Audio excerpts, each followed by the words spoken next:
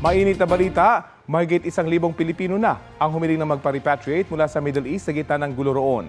Ayon kay Pangulong Bongbong Marcos, halos 300 ang mula sa Israel, mahigit 20 mula sa Jordan, mahigit 200 mula sa Bahrain at Abu Dhabi, habang halos 600 sa Dubai.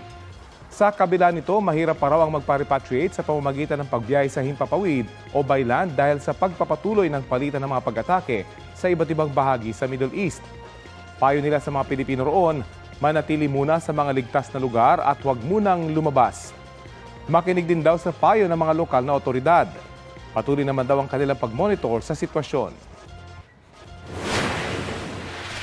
Para maging mas maginhawa para sa kanila, kumuha tayo ng nakipag-usap tayo sa mga iba't ibang hotel na malapit doon sa bomb shelter, na doon sila muna. Doon sila muna pumunta, doon sila muna. At pagka may air raid alarm, tumakbo muna sila sa bomb shelter. Samantala, tiniyak naman ni Pangulong Marcos na may sapat na supply ng produktong petrolyo ang bansa. 50 hanggang mahigit 60 araw na raw ang natitirang stockpile ng Pilipinas sa iba't ibang produktong petrolyo. Pinaghahanda na rin daw ng pamahalaan ang pamamahagi ng fuel subsidy sa transport at agri-sector. Para daw yan kapag lumagpas na ng $80 per barrel ang Dubai crude, ay maipamahagi na ito agad sa mga nasabing sektor.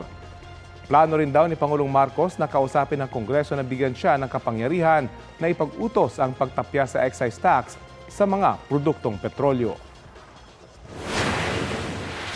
We are also trying to look at the possibility of easing the transport cost burden to to workers, for the traveling public, providing maybe no fare bus rides along major routes, and maybe to hold fares down on the transport, our public transport facilities. And of course, we are now going to look for whatever subsidies we will need to provide, so that hindi naman masyadong maramdaman ng working public ang pangyayaring ito.